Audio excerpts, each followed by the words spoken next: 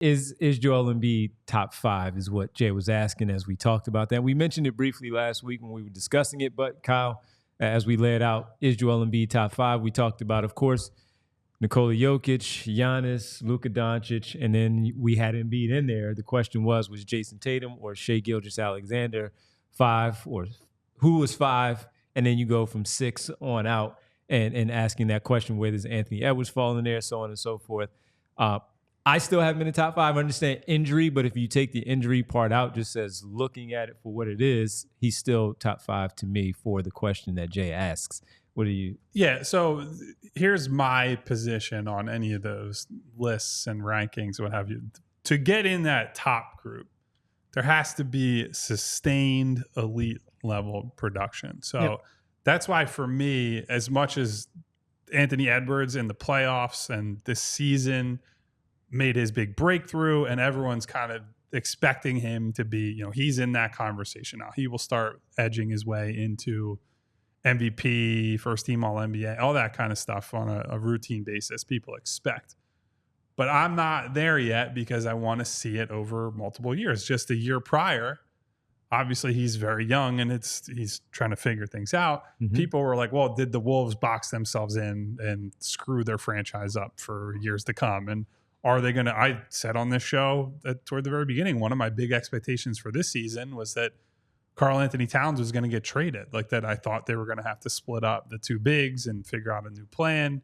And so I think there are guys that are in the conversation, but I think based on the body of work, I think based on being a routine MVP candidate year in and year out, we can certainly pick apart the playoff stuff. And if you want to say, I dock him because he hasn't been good enough in the playoffs, I'm not going to sit here and make excuses for him, right? Like we can say he's been injured, he's been this, but he has not been at that level when he's needed to be in the playoffs. But I take the whole body of work and I say, yes, it's a pretty easy yes. But that also is why I'm of the position, you sign him to the extension if he will take it, because he is that good. Even if he's not, he's one of the floor is he's one of the 10 best players in the league. And you don't let guys like that walk out the door when letting him go would turn you from a team with at least a little bit of title equity to a team that will be lost in the wilderness and just hoping that you can turn a bunch of draft picks and role players into somebody who can be even 3/4 as valuable as Joel Embiid currently is. Yeah, no, I think he is. Yeah. I mean, he was MVP last year, and he was having the best season of his career before this. Look, I think to be in top 5, like Kyle mentioned, you need sustained excellence, but I think you also need to be either a dominant game-changing defender or a really elite setup man. And I think when you start looking at, there are obviously going to be exceptions, like Kevin Durant during his prime. He was pretty close to being a dominant defender, certainly underrated on that end, but he was just such an electric scorer that he was obviously in the top 5. His Golden State years made it very easy defensively, where he looked really good. He was real good. Yeah.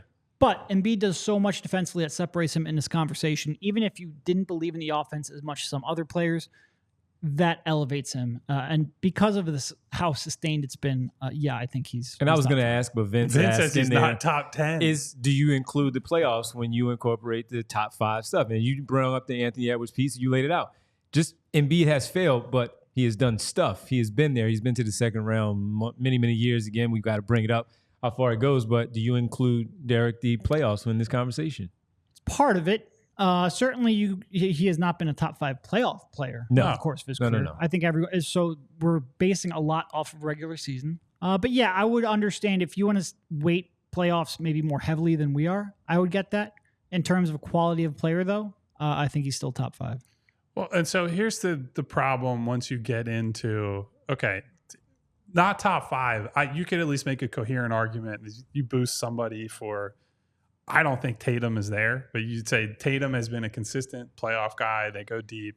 Maybe it's about the team, but whatever. Sure, right. Shooting 32% from the field. Once you get into, again, I'm just trying to humor the other side of the argument.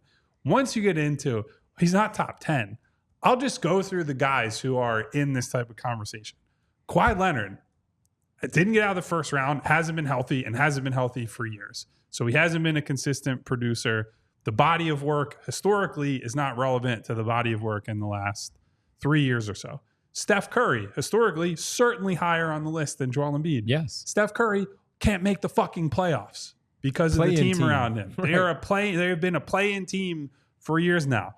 Kevin Durant traded a king's ransom to get him to Phoenix to pair with Devin Booker, got Bradley Beal, bounced in the first round of the playoffs, and by the way, has been humiliated in a couple of playoff series in recent years by the Boston Celtics, just as a reminder.